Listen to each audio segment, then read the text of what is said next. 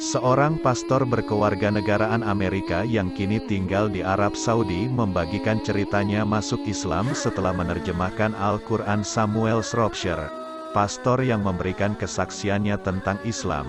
Ia memutuskan untuk menjadi mualaf setelah perjalanannya dimulai dari panggilan Dr. Safi Kaskas yang memintanya untuk datang ke Arab Saudi dan melaksanakan proyek tersebut bertujuan untuk menerjemahkan Al-Quran dalam bahasa Arab ke bahasa Inggris yang kemudian akan diteruskan kepada anak-anak muda di Amerika. Karena tak bisa berbahasa Arab, Samuel harus menerka-nerka isi di dalam Al-Quran. Meskipun tidak diminta untuk mentah-mentah menerjemahkan dari bahasa Arab, Samuel diminta untuk mengoreksi kembali keakuratan terjemahan bahasa Inggris dari Al-Quran. Setelah menetap di Arab Saudi untuk menyelesaikan proyek yang dipercayakan kepadanya itu, Samuel belum begitu beradaptasi dengan suasana Islam di sana. Seringkali ia terheran-heran dan memikirkan doktrin negatif dalam dunia pertelevisian berita Amerika yang selalu memberitakan hal-hal negatif tentang Islam. Sejak saat itulah, ia tidak begitu mencintai gambaran Islam.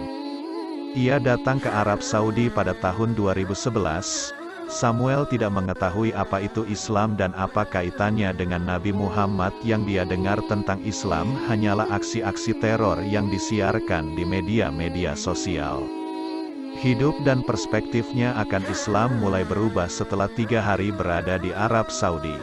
Ia menenangkan diri dengan membaca terjemahan-terjemahan bahasa Inggris Al-Quran yang dikoreksinya. Seringkali ia melamun dan mempertanyakan kemiripan ajaran Kristen dengan Islam.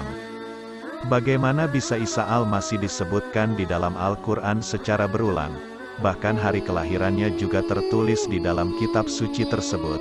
Mukjizat yang diberikan Tuhan kepada Nabi Isa juga ditulis dan itu sangat jelas. Ungkapnya setelah membaca beberapa halaman terjemahan dan menemukan ajaran-ajaran Islam yang mirip dengan apa yang dia pelajari di agama Kristen. Terbiasa mendengar suara azan membuat Samuel kembali dengan perasaan yang penuh tanda tanya. Dari balik jendela kamar yang disediakan oleh Dr. Kaskas, Samuel melihat betapa sibuknya orang-orang yang mendengar panggilan untuk sholat itu berbondong-bondong pergi ke masjid dengan nama Masjid At-Taqwa, entah itu perempuan ataupun laki-laki. Menurut Samuel, mereka seolah-olah berlomba untuk bertemu dengan Tuhan, berbanding terbalik dengan kondisi gereja yang kosong.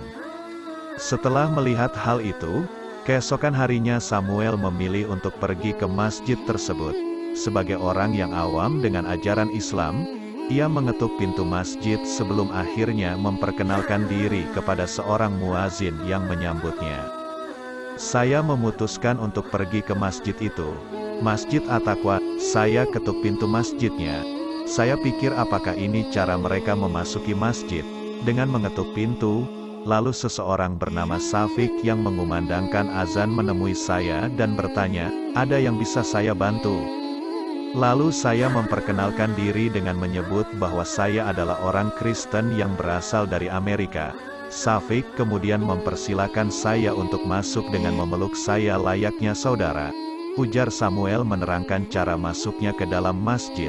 Di dalam masjid, Safik mengajarkan banyak hal kepada Samuel mulai dari membaca surah Al-Fatihah, yang menurutnya tidak berbeda dengan ajaran Kristen yang dipelajarinya. Dalam surat Al-Fatihah dijelaskan bahwa Allah Maha Pengasih dan Penyayang.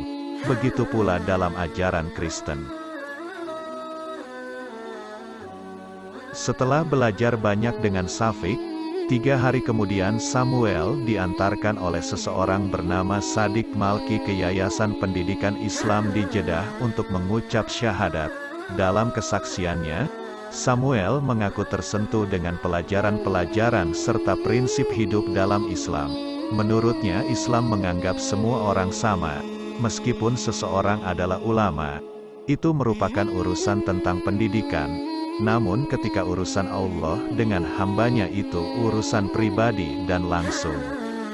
Menurut Samuel, Islam juga merupakan kepercayaan yang sederhana dan jelas.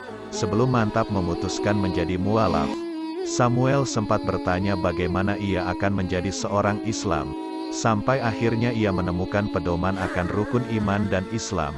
Hingga kini ia dapat menghafalnya dengan jelas. Tak hanya itu, ia juga memberikan kesaksian bahwa pencariannya akan Tuhan sudah dimulai sejak kecil. Samuel menemukan Tuhan Nabi Ibrahim dalam ajaran Islam yang memberikannya kedamaian dan makna saudara kesatuan dan keluarga satu iman dan Islam.